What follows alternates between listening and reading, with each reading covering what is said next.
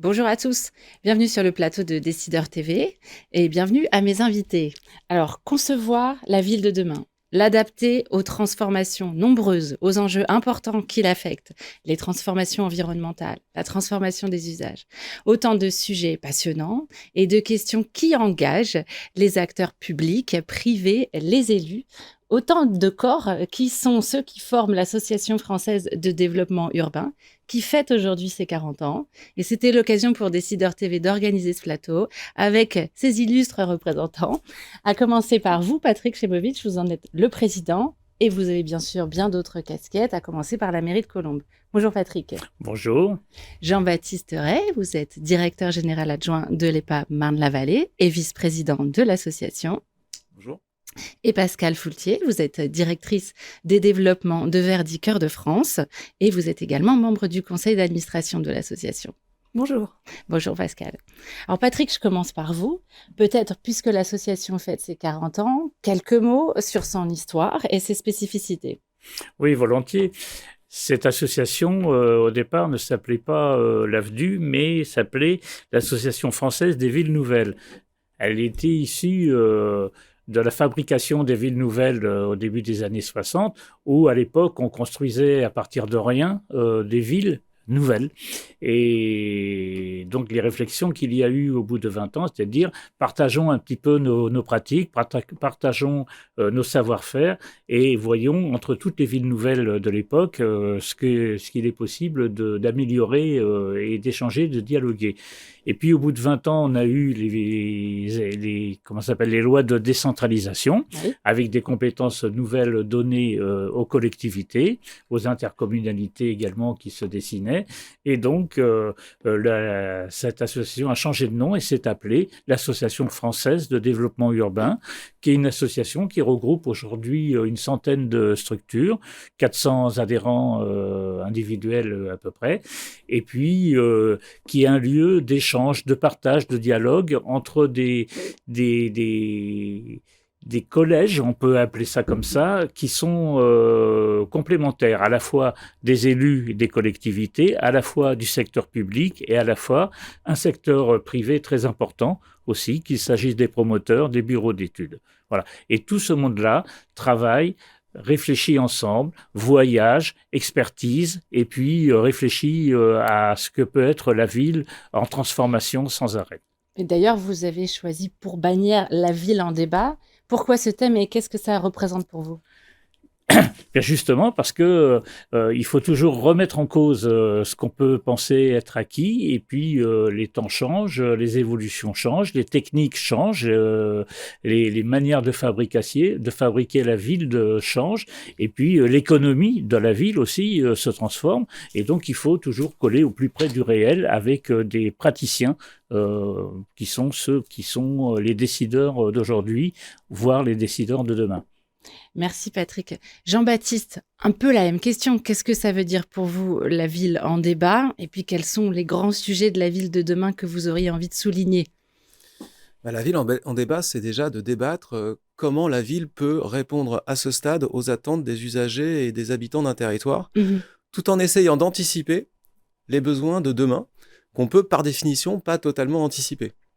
Donc le mieux, c'est d'en débattre et de rendre le plus réversible possible toutes les thématiques constituantes de la ville, que ce soit sur la mobilité, sur la cohésion sociale et territoriale, sur la construction, sur la santé. Enfin, globalement, toutes des thématiques qui animent les débats et qui font que ces trois collèges peuvent évoquer leurs problématiques au quotidien, au sein de leur métier, tout en construisant une aventure absolument passionnante qui est la construction de la ville durable.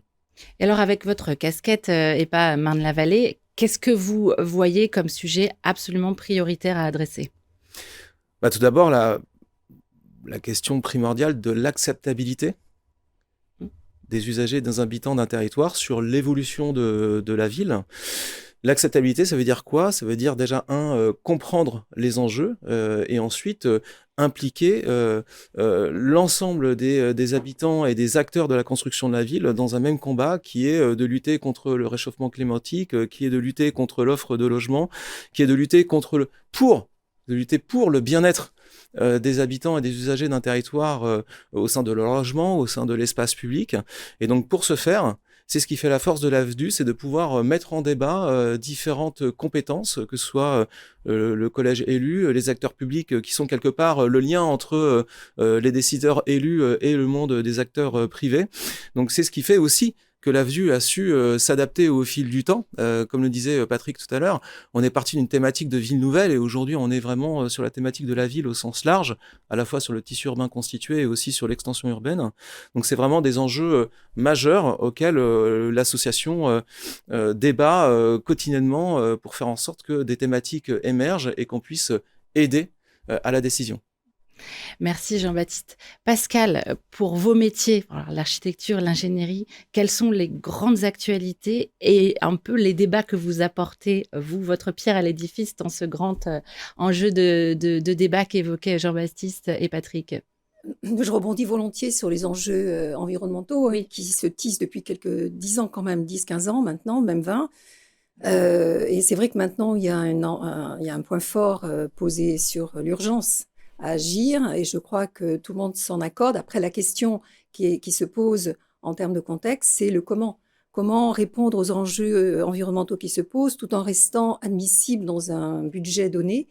Et c'est un petit peu ça qui se pose à l'ingénierie aujourd'hui, puisque ce contexte se traduit par une complexité de la réglementation, une exigence de la réglementation, la RE 2020, le ZAN désormais, toutes ces réglementations qui contraignent l'acteur du développement territorial et dans lequel l'ingénierie et l'architecture se doit d'innover, et innover pour apporter des réponses non seulement efficaces, mais aussi des réponses financièrement tenables. Et je pense que l'ingénierie a toute sa place dans ce défi-là. Et c'est un petit peu le sujet qu'on prend chez Verdi. Mais alors, pour revenir à l'AFDU, et je voulais rebondir sur la ville en débat. Avec plaisir. En fait, ce terme renvoie aussi à un choix, quand on a choisi ce slogan, qui est de l'antidogme. Je pense qu'on est revenu des années qu'on a tous vécues, enfin, en tout cas historiquement, qu'on a en tête, des années où on était un peu sûr de notre fait. Je pense à la reconstruction de l'après-guerre avec ses visions très, très fonctionnalistes, où on était assez sûr de soi. Et on s'est rendu compte que finalement, l'assurance n'entraînait que ceux qui avaient raison sur le moment, et que très vite, on se rendait compte de nos erreurs. Et que la ville en débat dit quand même que ces 3 collèges, comme l'a souligné Patrick et Jean-Baptiste, permettent de cultiver ce débat et d'apporter des réponses nouvelles que l'on estime à ce moment-là adaptées. Et puis, comme on bouge et qu'on réfléchit tout le temps, cette adaptation, elle dure. Enfin, c'est le pari qu'on fait. Mais on vous souhaite d'avancer en ce sens. Patrick, peut-être en guise de conclusion, un mot-clé, un mantra et un souhait peut-être pour l'association?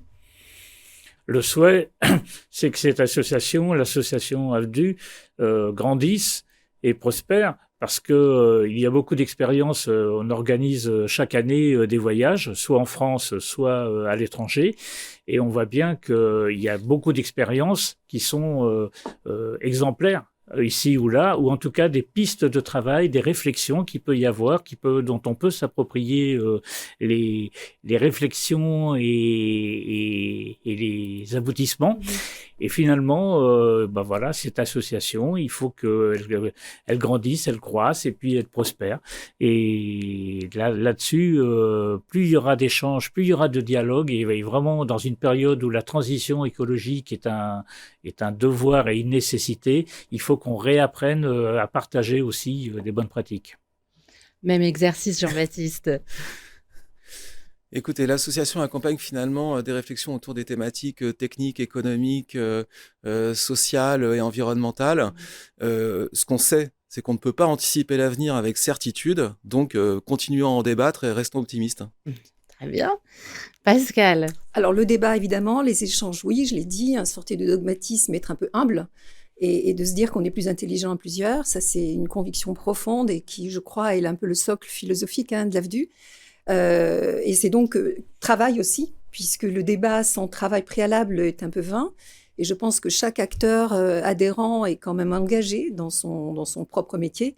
l'ingénierie, je le disais, Verdi évidemment, les Pamarnes aussi. Et je crois que la force de l'AFDU, c'est de mobiliser des gens qui s'impliquent, qui y croient, qui sont engagés dans leur métier et qui apportent quelque chose, en tout cas, à l'édifice collectif qui est celui de l'AFDU, qui était vraiment celui de l'échange et du débat. Ouais. Très bien, merci à tous. Eh bien, je vous souhaite la force de l'intelligence collective et la réussite pour les 40 prochaines années de l'AFDU.